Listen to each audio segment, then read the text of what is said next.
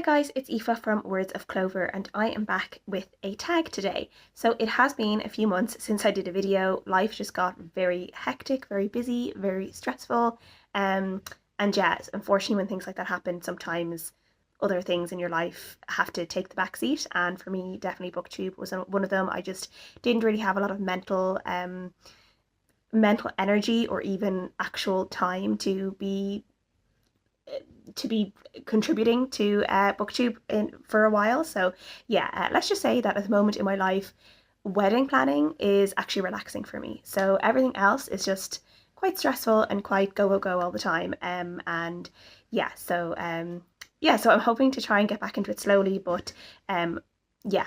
We will see how it goes. But I really wanted to come back and I wanted to do the some sort of mid-year check-in tag. So I think what I have here is the mid-year freak out tag. And yeah, I just wanted to talk about some of the books because even though I haven't obviously been uploading a lot of videos, I have obviously been reading. So I have read some really good books, some stinkers as well, and I wanted to talk to you about some of the kind of highs and lows, and yeah, just do the check-in tag with you guys today. So the first question is, what's the best book you've read so far in 2024? For me, I don't really know if it's 100% the best book, but definitely one of the best books I've read so far this year has been The Amendments by Niamh Mulvey. This is a really powerful book that follows a couple of generations of women who in Ireland, and then also in London. We're following a woman in the 80s who, as a young woman, is ends up moving to Dublin, and she kind of gets involved in this group who are basically like fighting for abortion rights in Ireland. This is a fight that was lost in the 90s, but then obviously the Repeal the 8 movement happened in 2019, and we did get abortion care eventually. So this is a really interesting look at kind of Ireland pro-choice movement. But then we're also following, years later, we're following this woman's daughter, and we follow her as she grows up, and she eventually is in a relationship with another woman, and this woman is pregnant with a child, and they're going to have a child together. And we find out that this girl that we're following, Nell, has a lot of really complicated feelings about this baby coming and about pregnancy, and about motherhood in general. And we're seeing how she is dealing with that, how she got involved in kind of like this sort of like religious group when she was younger, some experiences she had when she was younger that then is making this idea of motherhood very, very hard for her. And yeah, we're looking at just like motherhood in general, pregnancy, women's bodies, religion, how religion is kind of so central to so much of this as well, and then obviously Ireland's relationship with religion as well. And I just thought this was really, really powerful. I really, really enjoyed the writing. I really got into each story. I thought each story was equally quite like, I was really invested in both of them. I didn't really prefer one over the other, I don't think. And yeah, I just really, really enjoyed this weird entanglement of religion and motherhood, and women and everything all together. And yeah, I just really enjoyed it. So yeah, I recommend. The second question is, how many books have you read this year so far? And for me, that is 84, I think, at this time of speaking. So my Goodreads goal this year is 100, which I've done just for the last couple of years, just so I don't really feel that much pressure, because I know I will read 100. So yeah, I will definitely get to 100 this year. So 84 for now, and I'm pretty happy with that. Then the next question is the best sequel you read so far this year. And maybe me, I definitely can't pick just one book for this. So I actually have three I'm going to mention. The first one is one that I've read actually quite recently, and that is The Kept Woman. This is actually like the 9th book in the Will Trent series by Karen Slaughter. And this one kind of looks at this kind of almost like a far right, kind of like yeah, it's kind of like a far right kind of like militia movement in America, and we see how our main characters, Will and Sarah, end up getting involved in this. One of them, their life is in danger, and then the other one has to go in and try and rescue them. And we see just this really scary kind of rise of this like far right and this kind of militia type movement, very similar to kind of like the Capitol uprising, the storming of the Capitol. We're not in the Hunger Games. the storming of the Capitol in America, and something kind of similar to that kind of group and that kind of like fever. And yeah, this was just so intense, really, really gripping. I always think that they're so fast paced, but in a really, really good way. You just like, with Karen Slaughter books, once I start reading them, I know I'm only going to be reading them for like a day or two max, because I literally can't stop when I start them, because they are just so good. They're so gripping. So yeah, I'm really, really looking forward to the next one. And yeah, the only thing is that with each book I read, the less I have to read, if you know what I mean, because I'm coming closer and closer to not the end of the series, but to the last book that she's published in the series, and I don't want that. So yeah, I really feel like I'm gonna have to get all of Karen Slaughter's books, the Grant County series and the Will Trent series, in physical and reread them, because I just love them so much. And particularly the Will Trent, I definitely prefer Will Trent over Grant County, but I love the Will Trent books so much that I really feel I'm gonna have to reread them while I wait for the next one to come out. And honestly, like, I hope she never stops writing them, because I really, really like them so much. The next sequel I read is Long Island by Colin Tobin. This is actually the sequel, a long-awaited sequel to Brooklyn by Colin Tobin. So this takes place 20 years after Brooklyn. So we are now following Ailish as a 40-year-old married woman, and we see at the very start of this book, she finds out something really, really shocking, and it basically propels her to come back to Ireland again, go back to Wexford to visit her mother for the first time in 20 years, and kind of rethink her life a little bit, kind of figure out where she wants to go next, re-examine her relationship with herself, with her children, with her family, with the people she left behind, really think about the kind of life she would have had if she had made different choices in Brooklyn. And I just really like this. I think Colin Tobin has this really kind of really gentle, lulling type of like narrative and story. Like, this isn't very plot heavy, it's very character focused. Nothing really happens with the characters. We're just kind of following them in their day-to-day life, and we're just kind of seeing some of the decisions they make. Some of them are good, some of them aren't, and it was really nice kind of revisiting a lot of characters as well in this. And yeah, I just really enjoyed this. I just thought it was really, and again, it's kind of one of those ones similar to Brooklyn, is you never really find out what happens. You kind of make your own decisions about what you think happened, what you would have liked to have happened, and I kind of like that. And I just feel like when it comes to Ailish in particular, like these characters, I would just follow them like doing their shopping. Like I would just follow any book that's ever about them. Like, I would love another book set another 10 to 20 years of Ailish in her 60s and what she's going to do then and how her life is then. Like, I would enjoy that book just as much as I enjoyed this one and Brooklyn. There's just something about Ailish and her story that is just so compelling, and I just love it so much. So I really, really enjoyed this. And then the last one I'm going to talk about is the second book in the Oh My God, What a Complete Ashling series, which is The Importance of Being Ashling. I just thought this one was so good. It was so funny. It was just really, like, there was just so many parts in this that just had me laughing so much, but I was also really rooting for Ashling. Felt like she had a really great character growth. There were some things in the first book that really annoyed me that didn't in the second book. I felt like we really saw kind of, yeah, like a strength of character there. Some things she wasn't as annoying in certain parts, but at the same time she was still Ashling. And yeah, I just really, really enjoyed this. I listened to all the Ashling books on audiobook, and they're just really, really good, so I really recommend them. The next question is a new release you haven't read yet but you want to. And for me, I have two. One that I did talk about at the start of the year, and that is Murta by Christopher Paolini. I just wanted to reread the original Allegasia Aragon books before I picked this one up, which I have now done. So now, probably this month or next month, I will be picking this up and reading this finally. It was just waiting for me to refresh my memory again of everything that happened in Aragon, and I'm really glad I did, because I feel like I would still have remembered some things, but I just feel like I really needed to reread the other four books and the kind of novella series in between to really get the most out of this book. So yeah, I'm really looking forward to reading this now. And then the next book that I'm really looking forward to actually only came in my door just before I started recording this video, and that is Long Live Evil by Sarah Rees Brennan. This is Sarah Rees Brennan, who's one of my favourite authors, her new book.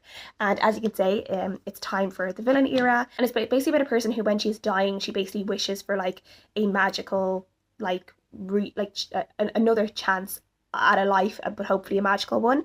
And then she finds herself transported into this world where it turns out that she's the villain, but she kind of likes that. So we're kind of basically following this like villain story, and in this book it says, a story for anyone who's ever fallen for the villain, which I kind of feel like is a lot of booktube. So I'm really looking forward to this. I love Sarah Reese Brennan's writing. She has such good humor in her books, such good imagination, and I just know this is one that's going to be like making me smile and laugh and potentially cry. And yeah, I'm really looking forward to this. The next question is my most anticipated release for the second half of the year. Like Long Live Evil was that because I guess it technically came out in August, so it's kind of like on the second half of the year. And then another one that's obviously coming out is Intermezzo by Sally Rooney. So I do love a Sally Rooney book. I am a Sally Rooney basic bitch, so I am looking forward to Sally Rooney's new book and seeing what it's about and yeah, what she's decided to write about next, because I always enjoy her novels. The next question is biggest good surprise. For me, this has actually been the Discworld City Watch books. So I have read the first like six maybe Discworld novels, and I got to the first City Watch book and I was like, this is absolutely brilliant, I love these. And instead of, I'd always been like, okay, I'm going to read Discworld in order, like 1 till whatever. And even though I do know there's like subsets within the Discworld that you can read in order instead of reading it actually like 1 till 10, and you can just read all the City Watch, you can read all the witches, you can read all the others. But I'd always been like, oh no, I'll just read like the 1, 2, whatever. And then I read the first City Watch book and I absolutely loved it. So I was like, okay, well, scratch my previous idea because now all I want to read is the City Watch books. So I've read the first one, which is Guards, and I'm actually just about to finish. Today I'll probably finish Men at Arms, which is the second one. And I absolutely have loved both of them. They are just so funny, just such like a delicious delight in terms of like they don't take themselves too seriously, and they have a really good kind of pacey plot to them, but at the same time the characters are so lovable. There's parts in it that are genuinely so funny, like will make you laugh out loud, and they're just so ridiculous. I just love them so much. So yeah, that's been a really lovely surprise for me that I've enjoyed them so much. The biggest bad surprise for me, unfortunately, was the third and final book in the Children of Orisha series, which is Children of Anger and Anguish. As you can see, this is the proof copy here, and the cover is absolutely beautiful, but this was probably one of the worst, I don't know whether I could say worst sequels or worst endings of a trilogy I've read in a really long time.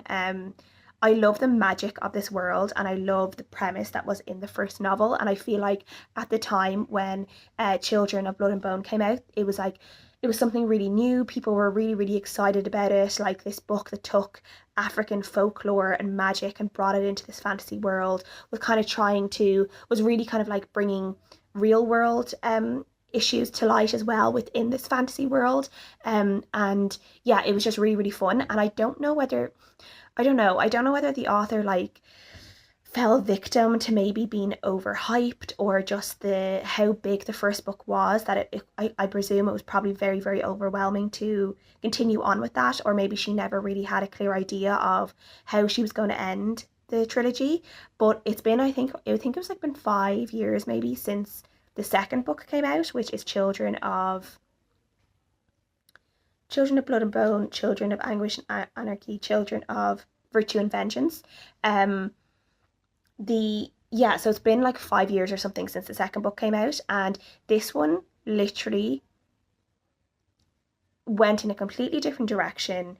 Things that were like really big in the first 2 books were sorted out in like 2 pages in this book, and then we had a whole new set of characters, a whole new kind of villain.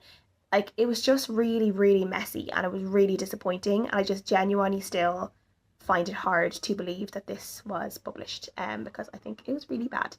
So yeah, and I feel really bad for saying that, because as I said, the first 2 books I quite enjoyed, and I think the magic, and I think it was just so exciting. And again, it was like kind of like not paved the way, but I think it was just like an exciting moment in publishing and reading when the first one came out. I remember the hype about it so much, and I remember people being so excited about it. So for this one to be so poor was just like really sad. And a character who was like really big in the second book, and it was like a really big kind of like love relationship, literally never appeared in this book. Like never appeared again, completely disappeared. I've never had an author or have had a book who has just completely erased a character, like as if they never existed. I don't know. Next question is favorite new author, debut, or new to you. So for me, one of the authors that I read during the Irish Readathon that I really enjoyed is Andrea Mara. She's not a debut author, but she was new to me, the first book I had read of hers. And um yeah, I just really loved the way she like wrote her thriller, the way like just the mystery, the pacing, the plot, the characters. I just really loved it, and she's definitely someone I want to read a lot more of. So I'm really glad I found her, and I'm always looking for people who read for like thriller, mystery, crime authors, because I do really love mixing up my books now and again with a really good kind of either crime or mystery series, or just like a really pacey thriller. So yeah, she's someone I do want to read more of, hopefully by the end of the year. So I'm really happy to have found her. And then another one that I really enjoyed is Heather Fawcett, who wrote Emily Wile's Encyclopedia of Fairies. And yeah, I just really enjoyed that. Like, anyone who knows me knows I love a good fairy story, and she wrote fairies the exact way that I love them, which is extremely scary and unpredictable. And I just loved the kind of the whimsy in her story. I loved the characters. I loved the chemistry between the characters. Yeah, I loved everything about that story. The setting was absolutely brilliant. So yeah, I really loved that, and I'm really looking forward to reading the sequel of that, which is Emily Wile's Map of the Other Lands or Other Worlds. I can't remember, but yeah, really love that one. Then a book that made you cry is also a book I read within the last month, and that's Someday Maybe by Anwi no Noabenelli. Hopefully I said that right. I don't know. Um, and this is one that I actually had on my list from last year of books I wanted to read and never got around to. So I was like, okay, I really have to read that. And I'm really glad I did. But also, this book literally like punched a hole in my chest. Now from the very start, if you read the blurb, it's going to be a very tough subject to read about. So we are following a woman who has been widowed because her husband took his own life, and we're basically following her in the very depths of her grief from the first couple of weeks after he has died, and she's trying to deal with the fact that he has died, that she's been left alone, and people like her family or her friends are trying to lift her up out of her grief and out of this depression that she's fallen into, like quite understandably, because the love of her life has died, and died in a way that, you know, it was very unexpected for her. She didn't know he was struggling so much, so she's always also struggling with that herself, that she didn't even have any idea that he was struggling so much that he would even think about taking his own life. So we're just following her over kind of like, it's not quite a year, it's probably about 6-7 months of just this grief, and her trying to find her way through, and sometimes not even trying to find her way through. Like there's pages where she's just like in bed or asleep and trying to kind of escape the reality that is living life without her husband. And I don't know whether it's because like I'm obviously so close to getting married myself, so I was really putting myself into that situation of what if I lost him, like what would I do? And I just found it so emotional and really hard to read, but also like really compelling to read as well. Like I just thought that it was written so well, and just this act of, and like it's not like the story isn't about the person who took their own life in terms of suicide. It's about the people who were left behind and how hard mentally that is to deal with and to process. And I just really liked that look at things, and how like grief isn't this like one note for everyone. Like everyone grieves differently as well, and people have to go through different grieving processes, and for some people it can be quite short, other people it can be very long. And yeah, how you can't rush someone through their grief, and I just thought it was done really well in this book. And yeah, this book also has literally the worst mother-in-law that I've ever read about, and she is infuriating. So yeah, just a warning there. But this was absolutely beautiful book. It is very hard to read, understandably, but if you think you can read it, I would highly recommend it, because I thought it was absolutely beautiful. Then the next question is, what books do you need to read by the end of the year? For me, it's just kind of like I do have my 5 books I want to read by the end of the year, or that I always do in January. I'm not sure if I've read any of them yet, so those are probably the books that I would say.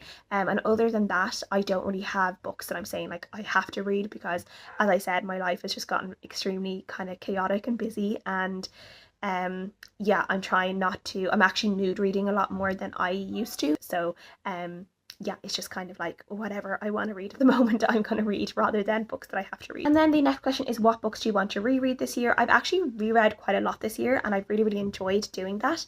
But some books I was thinking that I would like to reread that I haven't read in a while. Hopefully maybe in October I might try and reread the Jessica Spotswood, what is it called, the Cahill Witch Chronicles, and yeah, this is one I really enjoyed, and I have the 3 books, and I haven't read them. I haven't reread them, I think, ever. So I would really like to read these, and I think in October will be a really fun time to reread these because it's like spooky season. And then another one of my favorite trilogies of all time is Under the Never Sky, and I think I would like to reread this at some point over the next few months. Might get to it, might not. Might make it a like November potential goal, not a goal, but hopefully November, we'll see. A book you enjoyed with mixed reviews. For me, I'm actually going to go for Ruthless Vows by Rebecca Ross. So this is the Letters of Enchantment duology, which I read this year. In the last couple of months, I read Divine Rivals and I read Ruthless Vows. Both of them I really enjoyed. Super romantic, super swoony. I really loved the fantasy elements in it. I loved the relationship. I loved the writing element in it. Yeah, I just absolutely loved them. But yeah, so I love Divine Rivals, and then when I was kind of peeking at reviews of Ruthless Vows, I did see some people criticising it, saying that it wasn't as good, that they found that it was a bit draggy, that the pacing wasn't as good, and I didn't find that at all. I really enjoyed Ruthless Vows just as much as Divine Rivals, and yeah, like I was kind of going, maybe it's because after seeing some of those reviews, I was like, oh, maybe I won't like it so much, so my expectations were maybe slightly lower, but yeah, I still really enjoyed Ruthless Vows, and I thought the duology as a whole was really strong. So yeah, my 5-star predictions for the rest of the year, who knows? Hopefully Long Live Evil, as I said, Sarah Rees Brennan tends to be a 5-star read for me, but we will see. And then also potentially Sally Rooney as well, if I get that by the end of the year. So yeah, those are like potential 5 stars. But for me, it's kind of like anyone can be potential 5 stars sometimes. So yeah. Oh, and I actually missed a question, which is the most beautiful book you bought this year or received. So as I said, Long Live Evil is just a stunning cover, and it has lovely kind of like bookends as well of a map. Can I open this? Nice purple hardback, and yeah, absolutely love this. And then a book I actually got while I was on my hen. My maid of honor bought it for me because we did like basically like a book treasure hunt on my hen in Edinburgh, which was really fun, and very me. And then this was kind of one of the books that I had to find, and then my maid of honor actually bought it for me because she could see how much I liked it, and it was The Spell Shop by Sarah Beth Durst. I haven't read this yet. Potentially could be another like September October book, kind of fantasy. So yeah, also another very pretty one. I don't know if it has, yeah, it's just like a green hardcover, but yeah, I absolutely love the cover of this. It's just like total cottagecore, cozy, gorgeous. Yeah, and I loved it. And yeah, these are my clues from my book hunt that I have kept in here. And then also, I won't show it too much, but a couple of the girls who were on my hen as well like wrote notes in it after I bought it, just kind of like a little kind of keepsake kind of memory book as well. So this is one that I'll obviously never get rid of, that I'll always keep as well, because it's a lovely memory. So yeah, so that is it for the mid-year freakout check-in tag, and yeah, it's nice to be back, and I will be sharing more about like my July wrap up, some best books of the year so far, and some other bits and pieces over the next couple of weeks, so keep your eyes peeled for that. Thank you guys so much for watching. Please leave any comments down below, and I'll see you guys again next time. Bye.